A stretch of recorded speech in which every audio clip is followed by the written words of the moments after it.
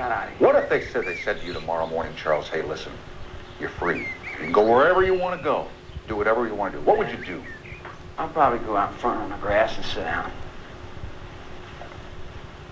For how long? For, right now.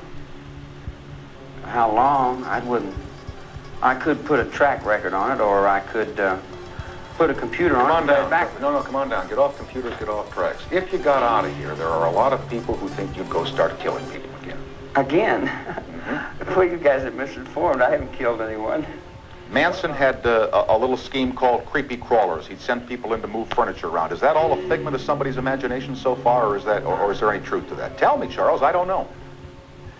It's worse than a fairy tale. It's a fairy tale.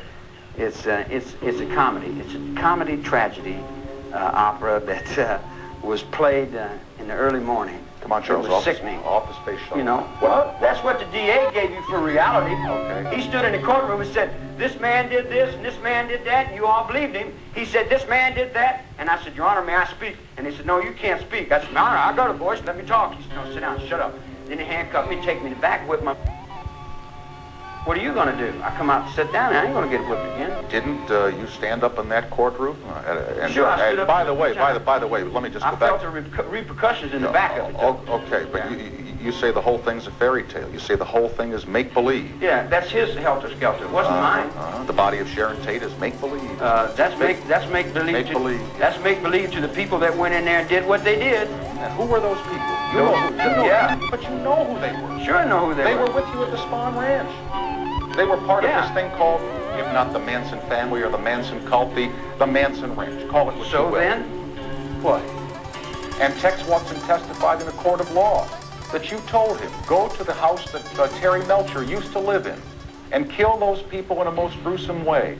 A man that was once your associate said that of you, and now you sit here and say that's not true, that's all make-believe? You got a stone wall there. Won't you take it down a little bit? Look here. I'll explain something to you. Tex took the witness stand, and this is record, and he said, I don't know whether I'm Charlie Manson or my mother.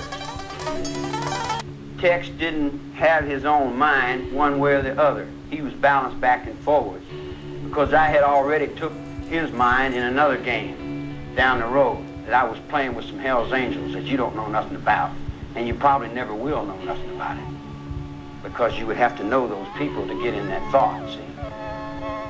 But there's different colors on different people's backs doing different things. It's a different world. I love the world I live in, too, just like Regan loves the world he lives in. You love the world you live in.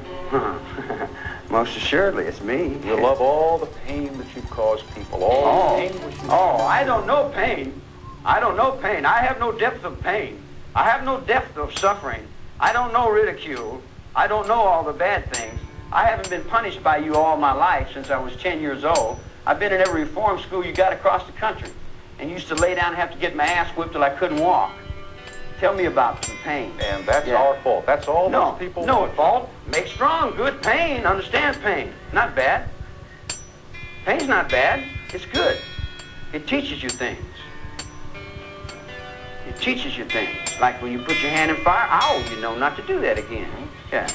Yeah, I understand that. But how come you didn't That's the reason I never stick my hand in fire. Oh, but excuse me, you've been putting your hand in the fire since you were a little boy. I have? You just told me a couple of minutes ago that out of 47 years, you've spent 34 of them behind bars. Now, if that isn't keeping putting your hand in the fire, I don't know what is. What year was that? The year is not important. What's important is you just say that you learn by pain not to experience again. Don't put your hand back in the fire. Why you've been in and out of prisons for the last for 34 of your 47 years? You call that normal behavior, Charles? Is that something that you're proud of? No, never. Well, I never thought I was normal. Never tried to be normal. Normal runs in a little rut down there. I don't know nothing about being normal. I've been in jail all my life, man. I've lived on a handball court. This guy raised me up. All the men in the joint raised me up, told me what to do, what was right and wrong, told me when to sit down, stand up. I just did everything I was told. You know, and I got to the end of it, and I just turned around and said, wow. All right, now that's hard. You know, and then I went outside, and all these little kids got a hold of me and said, we want to stop the Vietnam War, and we want to do this. Whoa, it was a war? I don't know what's happening. I've been in jail all my life, man. I never went to vocational. Did you ever see me in vocational training, rehabilitation? Never play no rehabilitation. I sweep the floor in the kitchen, go out and play handball. I'm still 10 years old in your world. Your world, I'm still a kid. I'm not going to grow up. I'm not going to go to college. How old are you in your world? Forever. Since the breakfast. I can't remember what I don't know what that was, means. Come on, off the space shuttle, Charles. Yeah, it's off the space shuttle. How old are you in your world? How old am I? I'm as old as my mother told me. How's that? Your mother. Tell me about your mother. What did your mother tell you? My mother told me when she worked on death row and they took that dude in to hang him and his head popped off and went down them 13 stairs and rolled over by her. It scared her. You know, so I said, wow, that sure is a far-out trip, Mom. So then when I got up on death row in cell 13 for 9 counts of murder, 1969, and I looked at her fears, that guy's head popping off that hangman's noose, and I said to myself, my goodness, what the hell am I doing here? I didn't want to come here.